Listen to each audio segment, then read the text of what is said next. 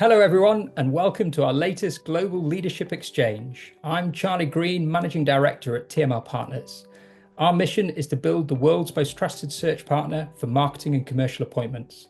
We're headquartered in the UK with offices in London and New York, and over 50% of our search projects are now focused within North America, a true reflection of our commitment to supporting global growth. This series is designed to facilitate high-level dialogue among the world's most influential commercial and marketing leaders, sharing insights across our international network.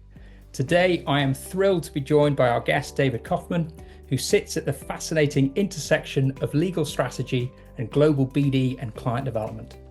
As Director of Global Strategies at global law firm Nixon Peabody, David's role is quite unique in the professional services world. Holding an MBA and an economics degree from the Wharton School rather than a law degree, he spearheads international growth and client strategy for a firm that is aggressively expanding its global footprint. From navigating the global complexities of Asia Pacific, Latin America, and European markets to coordinating firm-wide responses to global strategic shifts, David's perspectives on building a global value proposition are second to none. David, it is a real pleasure to have you with us this morning.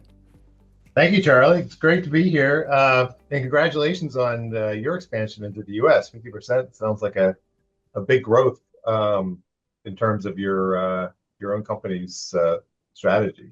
Thank you. Yes, well, it's indicative in terms of the extent to which BD marketing and client strategy continues to be elevated and the extent to which firms are increasingly looking at a global lens and looking at the sort of cross appointments of different leadership. Yeah, when I started like 20 plus years ago, business development, certainly legal sales was really not a thing. No. And it's fantastic that business development has really taken off and is become a much more valuable commodity in the legal business.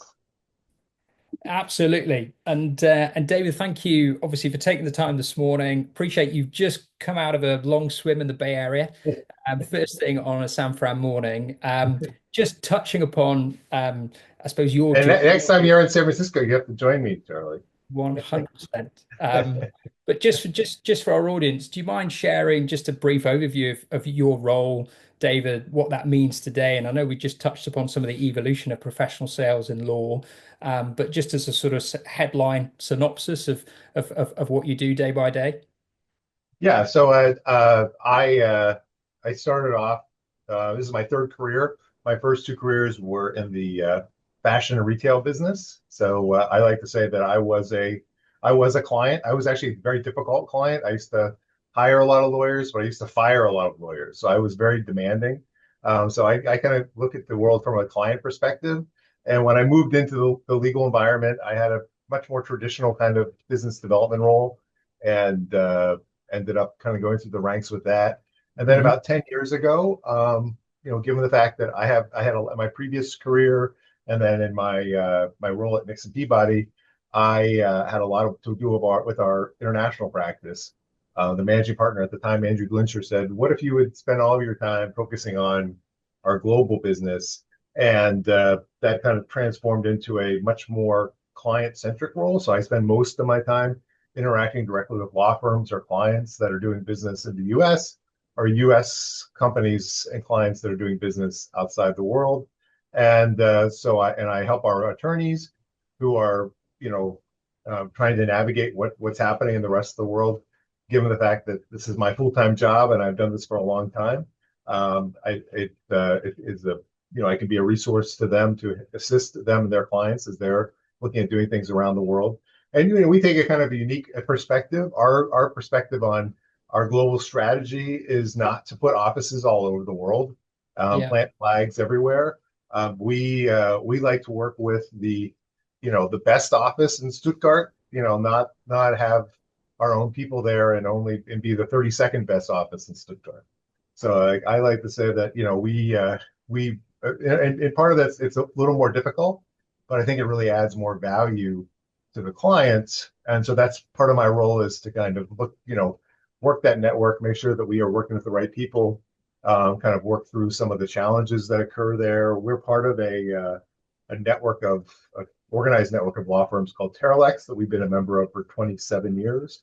And so that's one of my responsibilities is to help our relation with that. I like to say that Teralex is part of our global strategy, but it's not our entire global strategy because we work with firms that are in the network, very aggressively and extensively, but we also have lots of friends and neighbors outside the network.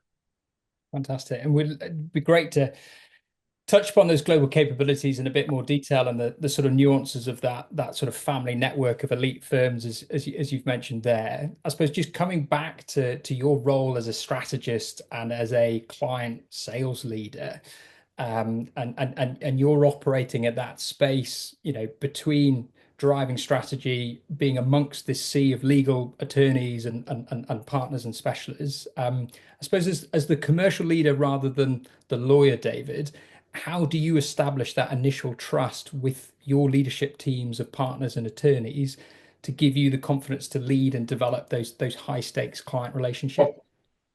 Yeah, well, part of it is the fact that I've been here for a long time. I've been at the firm Yep. for almost 20 years, so I have those relationships already built up here. People know, that I'm a firm first person. I'm always looking at what is in Nixon Peabody's best interests, and Yeah. they appreciate the fact that what I'm telling them is what would be most beneficial for the firm, and I so that's very important. I also have it in my mind that I want them to be successful. So I really I really appreciate and value the fact that I've worked with a lot of our partners that have now extensive books of business and are very successful. I could have worked with them when they were back when they first started at the firm and had their first international assignment. So I really view my job is to make them look good. Yeah. I think that the idea is that I think one of the challenges, and I think we talked about that when we talked about my role previously, but one of the challenges that we have when you hire folks for these types of roles in law firms that are, very much client centric or outwardly facing.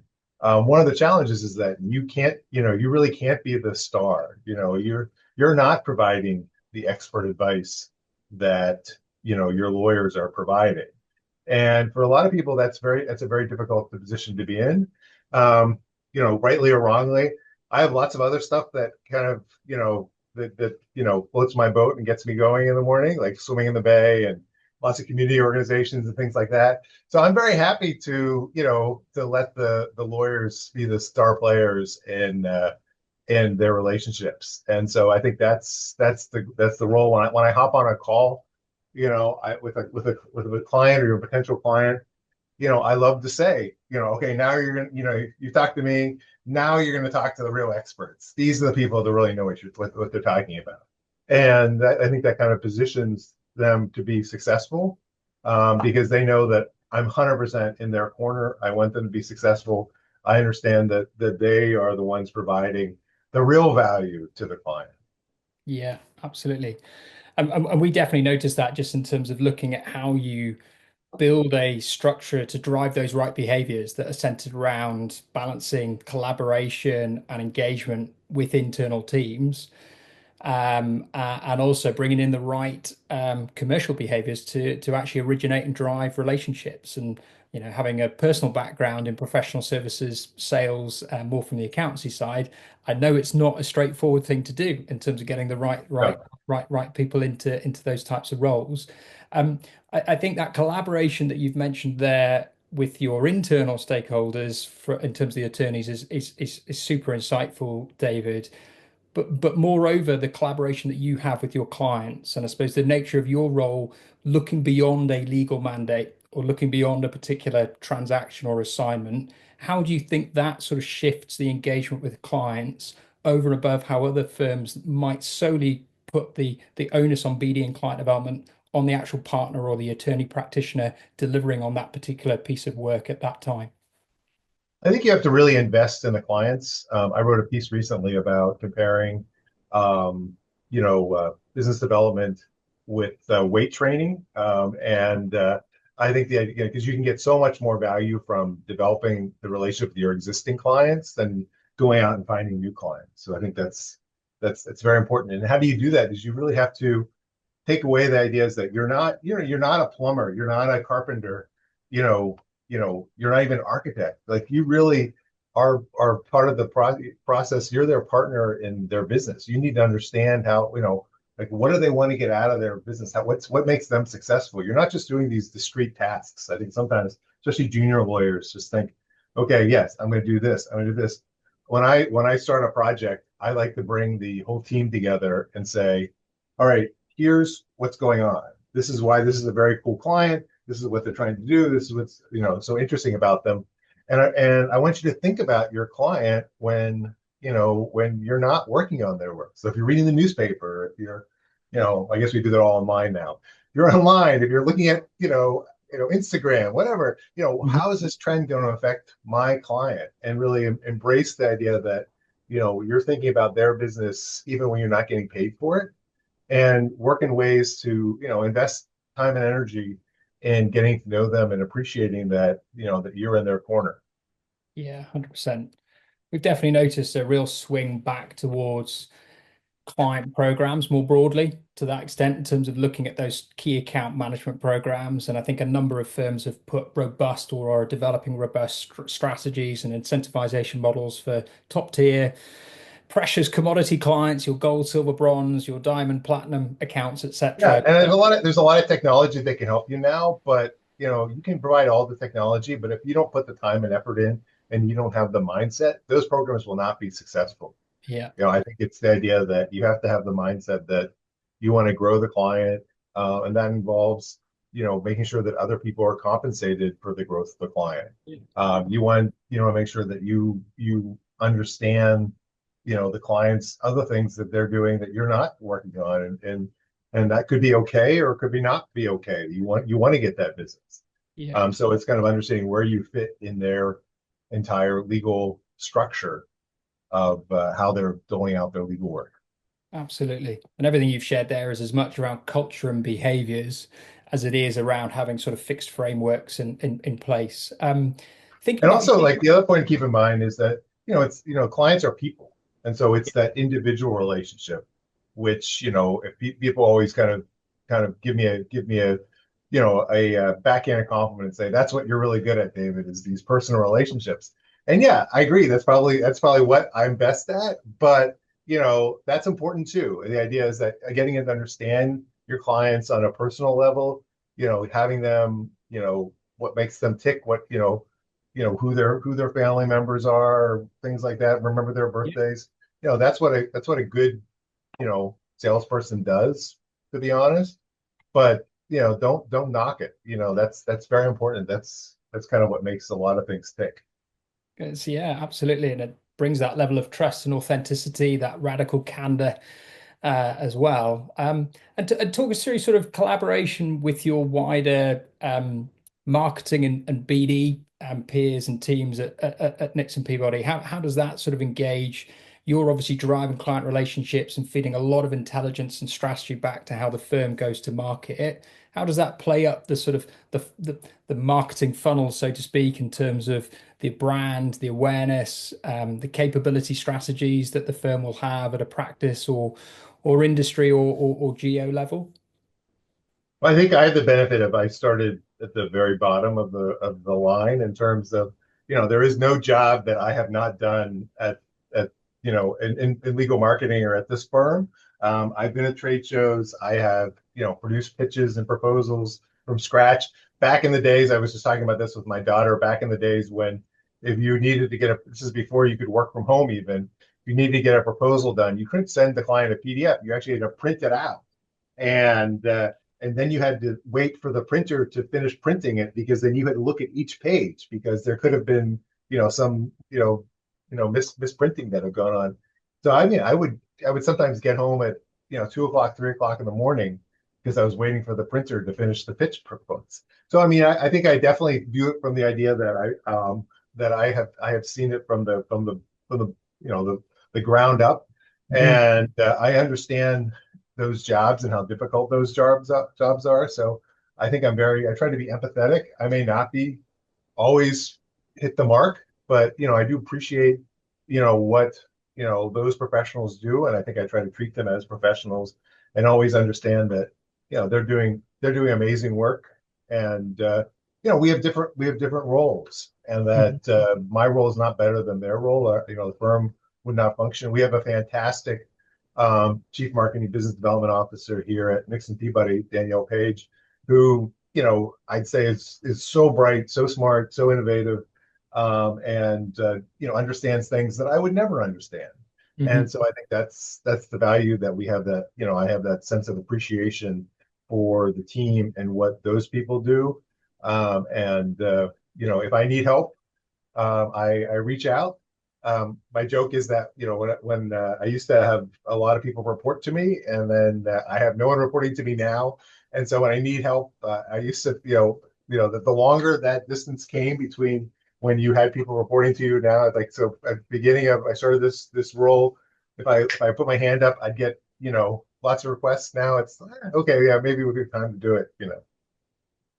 But they're I great. think, well, we're definitely in an age, just on that last point, we're definitely in an age of the player coach. We're all still very much rolling our sleeves up and delivering tactically as well as strategically. And certainly with every lead search mandate that we get, that's one of the core competencies that's a prerequisite. And it's also when you draw parallels with like corporate structures in large listed businesses, we talk extensively around matrix models, and actually at that point, actual fiefdoms and sizes of teams often are a lot smaller in terms of directorate, and it's more the engagement, the partnership, the influence, and that's all synonymous with building centers of excellence. So as you've commented there, you've got a phenomenal brand and marketing leader. You've got fantastic centers of excellence around bid management, pursuit strategy, etc. And obviously that also then collaborates with your specialisms around client strategy and key account engagement. And again, just reflecting on where we're seeing the talent journey going, it is very much becoming ever more specialized. With more and more focus in terms of sort of centers of excellence in those areas. And let's talk global. This is a global leadership exchange, David. I'm in the UK, and you're on the West Coast. You cover over 140 countries in terms of the capabilities, and I know you mentioned that's through Darren. Anywhere in the world you need help, Yeah, I know you're somebody. there. Yeah. I got yesterday. I got anywhere from. I started off with Finland and ended up in Anguilla. So that's that Incredible. was the breadth of the scope of the geographic. So I suppose with that in mind, and as you're looking at building global capabilities, both in the context of BD, but also service delivery, just what are some of the sharpest regional differences that you notice between, let's say, Europe and the US, for example? One of the big challenges in the between Europe and the US is the rates. The rates are diverging, quite quickly. There are a lot, the US law firms charge much higher rates than European law firms do. And that can be quite, a lot of sticker shock when you're dealing with European clients, with, European companies, with European law firms. So I think that's one of the bigger challenges that we're seeing now. We have to be quite creative to come up with, a staffing model that works for clients. Also explaining, the idea that America is a very litigious society. So we don't have a lot of the statutory rules and regulations that we have in Europe, but but that doesn't mean there's lower risk. So like, great example is that, we got a referral recently with someone needed some help on an employment agreement. And the German employment lawyer was like, this is crazy. This is a 36-page employment agreement. If this was a German agreement, it would be like 4 pages long. Mhm. And I said, I was like, but, the challenge is America is that in Germany, everything is statutory. You have, so you're negotiating over a very narrow set of issues. In America, everything is up for grabs. So you have to Mhm. put down, you need to have an entire page on using my likeness and, however you're doing it and all the other aspects of that. So I think that's one of the issues, is trying to explain, how those things work. Also, I think, European private equity is very different than U.S. private equity. I think U.S. private equity, the legal is they want the best legal. They want, legal is an important part of it. I think in Europe, a lot of they view legal as being checking the box. I think it's a lot of it might be because legal is more diffuse. You have tax, you have financial. You're just seeing this kind of discrete sets of teams, and I think that they undervalue the importance of the due diligence that we do for them. Whereas if you're talking to a U.S. private equity, they don't really care. They want you to do a great job. They want you to do the perfect job. Yeah. The cost of that is less important. Whereas I think for European private equity firms, they're more willing to, I wouldn't say cut corners, but they're putting you on a much shorter leash. So do you think there's a focus on costs and compliance in Europe, whereas in the US it's more around value creation and looking at the sort of the end goal? I think that's probably a fair use. I mean, we have some fantastic European clients, but I think the challenge is oftentimes, how do they make that balance? And that's part of my job is to explain what the risks are. I try to, they complain to me.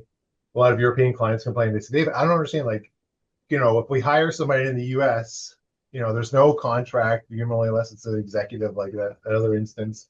Um, your employee at will. But then when we want to let someone go, then it's a whole, we have this whole calculus of conversations around, well, you should probably give them a severance package so they don't sue you.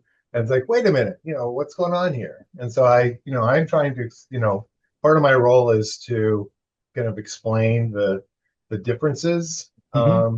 and the fact that, and I think I try to do it in a way that, I'm a very proud American, but I don't think we have the best system in the world. And one of the value benefits of what I do is working in so many different countries is that I can see a lot that's going on and I see it at kind of high velocity. And Yeah. so that kind of gives me a good sense of, what's really happening, what's going on. Sometimes if you're, lawyers only have so much time in their day. And if they're working on certain projects, or for certain clients, they kind of see that, and that kind of maybe frames their judgment as to what's actually going on in that market.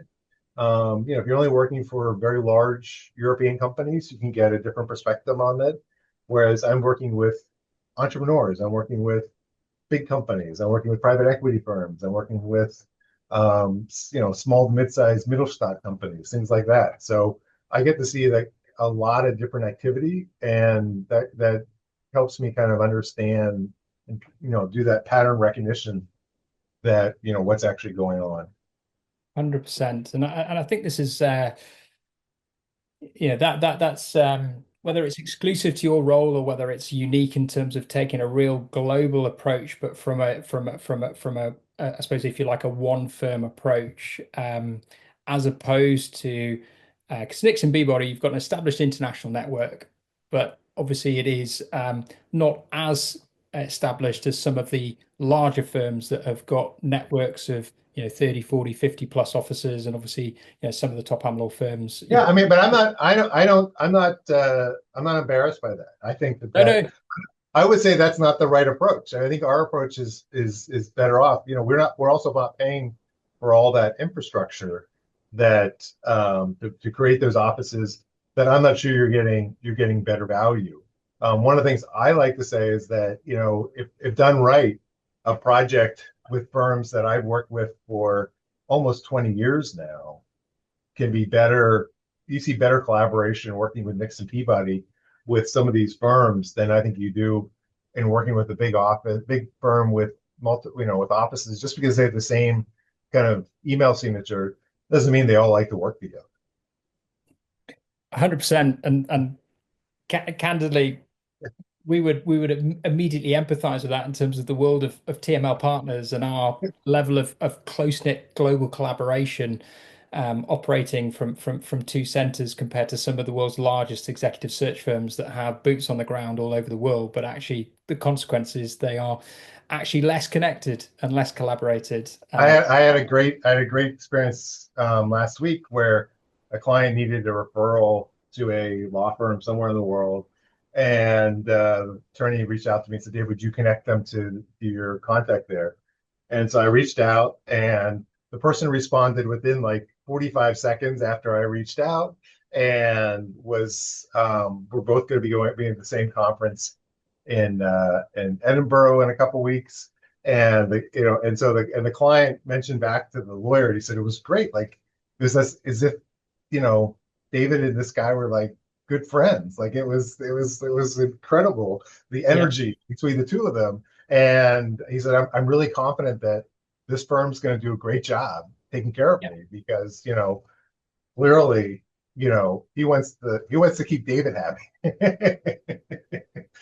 100%. And actually, that's also just without going too far off on a tangent, because I appreciate we have a 15, 20-minute window, and some of the topics we're talking about, we're sort of dancing over, and we could literally spend hours sort of debating. But this is also where we are seeing client strategy, client development, and client experience really coming together. And as you'll appreciate, sort of for some firms, actually, the office of the chief business development officer is almost, being rephrased as the chief client officer role, with a focus around client experience, to exactly what you've just mentioned there. Obviously, the example you just shared is around that real time facilitation of that. We'll come back to Edinburgh offline, David, because that's super interesting that you're going to be in that neck of the woods. We can't have a conversation without talking or ignoring the impact of technology.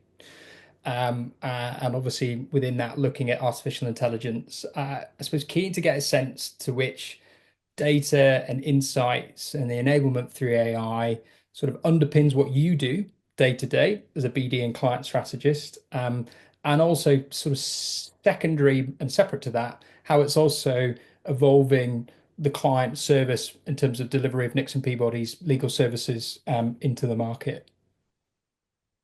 Yeah, I mean, I think two parts of that. First part is actually what I do, and I use AI all the time. I think that AI is incredibly helpful. I also, understand what it's useful for and what it's not useful for. I think from a standpoint of an enterprise, I think AI is going to be incredibly valuable in taking out off, some of those more drudgery responsibilities that attorneys have had to spend time on, Mhm. and it will open them up to do what what we talked about earlier, more of the client strategy, more thinking about, spending time with the client and being creative in their approaches to it, and allowing them to think, well, how can they better protect themselves from, this type of situation? Like you know, every time I get a situation where, God forbid, one of our clients is being sued, I always say, okay, let's talk about, you know, let's put a pin in this for 1 minute as we're talking about how to solve this problem. Like, how can we stop this from happening in the future? Unfortunately, in the fog of war or whatever, I would say we get back to that topic, maybe 50% of the time, in terms of like, how can you stop the mistake from happening? Um, and so I think that hopefully, if we can spend less time on some of the grunt work and spend more time on the strategy, I think we would be, better off for our clients. Yeah. And are you already seeing that play out in terms of how you are articulating that technology service delivery to, as you say, enable and amplify more of the strategic creativity? It's playing into presumably the pricing structures, the project delivery models. Just in real time, I was sitting down with a global BD lead from one of the large accountancy networks last week, and they were saying with one of their key accounts that ultimately they put in a tender and they had to reevaluate the tender because they hadn't fully showcased the full technology enablement offering, even though the client had real confidence in it, but it hadn't been formalized from a structure and delivery perspective. Are you starting to see that more formal request coming through from? No, absolutely, absolutely. I mean, I don't do a lot of pitches anymore, but my understanding is that most of the pitches that we're getting are asking us about how is AI being utilized.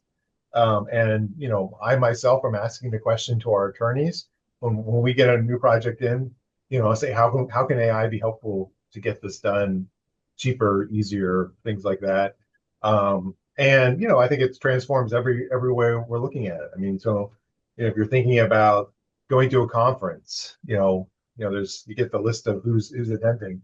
yeah, you could spend there, look at that list for weeks and weeks and weeks, or you can ask AI to help you kind of, parse that list to see who are, some, great prospects. And event, to event planning in terms of Hmm. understanding. I was talking to a guy the other day, and he said that, one of the new things is going to be the ability to, when you sign up for an event, you put in what you're interested in doing at the event, or even get a phone call and have a conversation with an AI agent about it. And then they'll match, then when you're there, they'll say, these are the four people we think you should meet with when you Yeah. go to this conference. I think that's going to be the wave of the future, and that people are not just going to show up to conferences and kind of hope for the best, that you're going to get a little bit more advanced planning. Yeah, 100%. We're filming this at a time of fairly major geopolitical crises. Normally, I would ask a big picture around global trends, but actually, just in light of the timing of this, we'll probably leave that for those with a crystal ball. But thinking on a more closer level, David, when you look at ahead, how do you see the kind of BD and marketing function further evolving over the next sort of 5 to 10 years? It's a tough question. I would have thought that there'd be much more externally facing people like me Yeah. in the marketplace. I'm not, because usually, law is usually behind accounting in a lot of ways by like 10 years. And so, accounting firm has had, non-accountants, non-partners doing, this type of work for almost 20 years now. So Mm. we are kind of lagging. But I do think that there will be a place for that. I think that having people that understand technology, can use technology, will be incredibly important. Hmm. Uh, but I also do think that the ability to make human connections and understand how to work with different people, I think will be another important skill.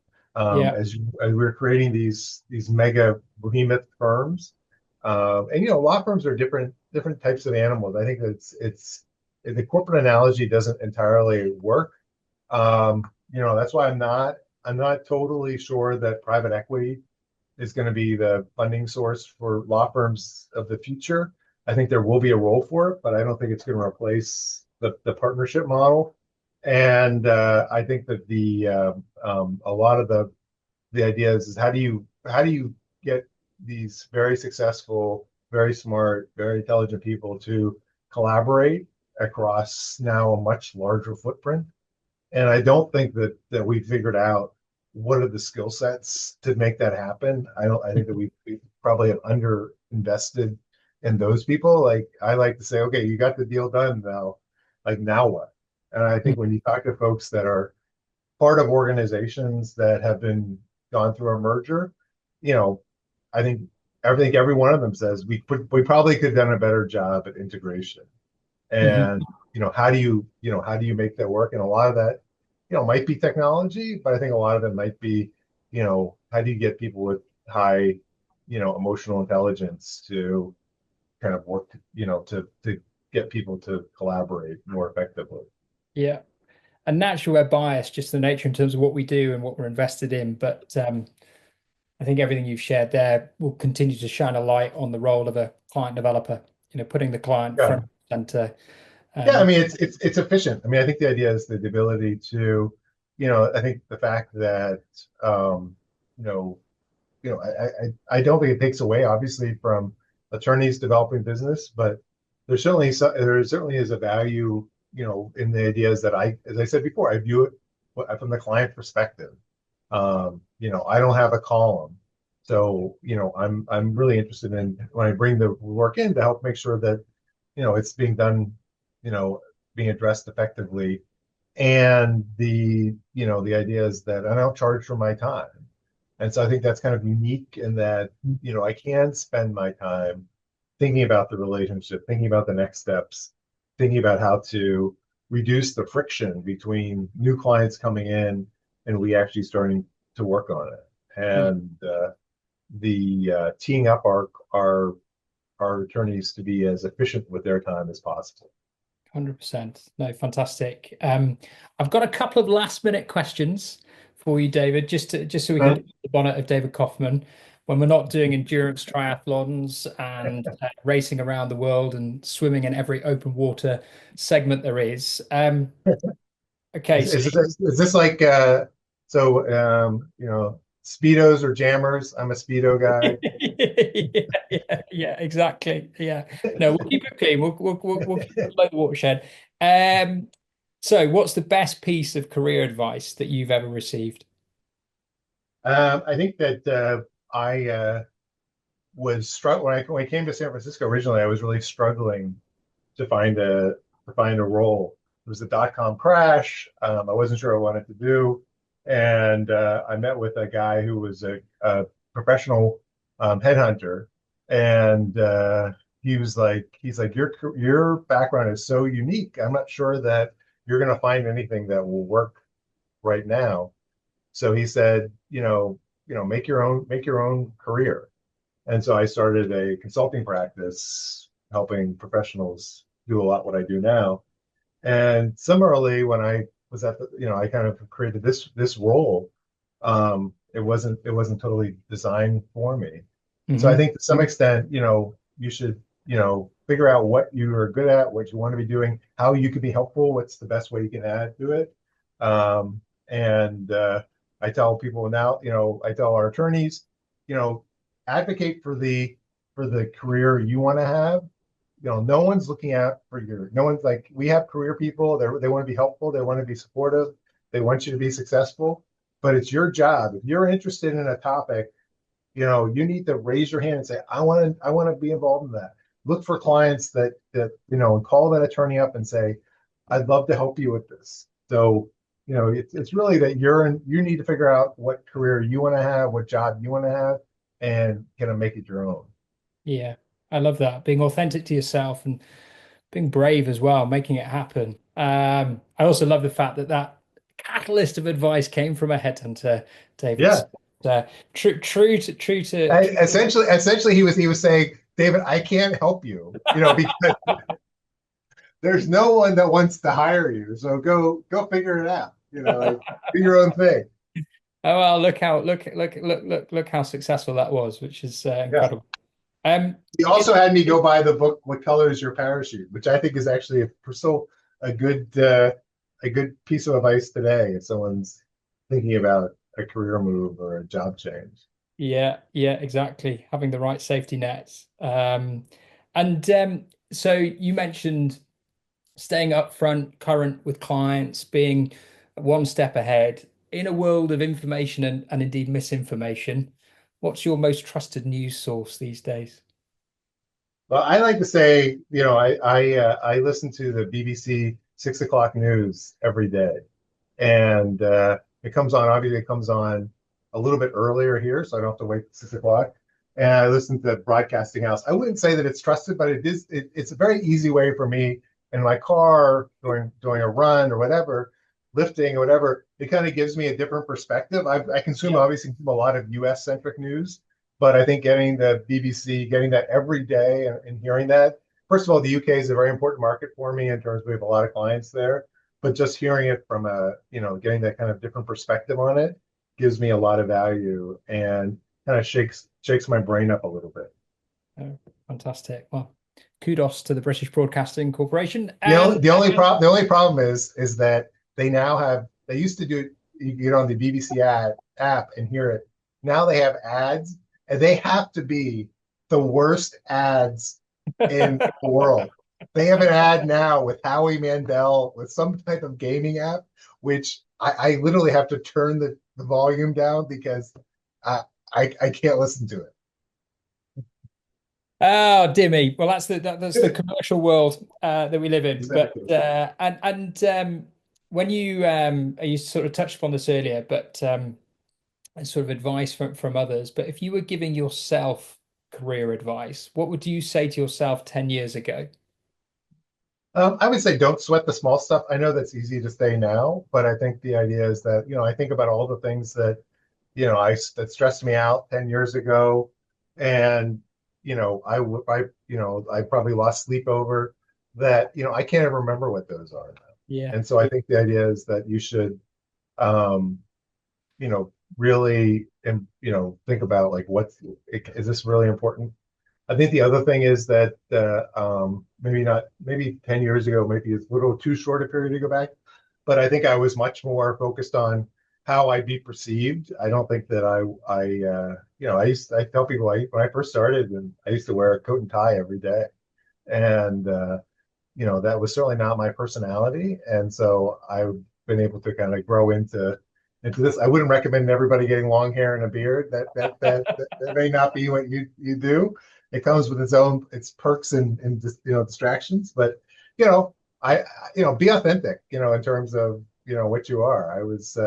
I had a friend of mine he was flying to London, and I walked into the British Airways lounge in San Francisco, and I had my Star Wars sleeveless T-shirt on and my ripped jeans and my boots on. And he looked at me, he's like, "This is how you dress all the time?" And I'm like, "Yeah, this is how I am all the time."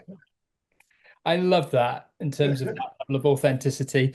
Yes, if it was down to growing a beard, you'd be waiting a very long time for Charlie on that front. David, thank you so much for sharing your insights in what's just being a wonderfully refreshing and candid conversation. We've covered lots of ground. I think a lot of what you shared is bringing that level of client centricity in terms of putting the people at the core of that, and really leading on trust and authenticity, and how that then drives the right behaviors that become habitual, that really facilitates some phenomenal growth and strategy objectives. So thank you so much for sharing you and how that drives everything forwards. To everybody at home, thank you for watching, and for more insights from global leaders, please do follow TML Partners and stay tuned for our next episode of the Global Leadership Exchange. But David, thank you, and good luck for your upcoming triathlon. Thank you.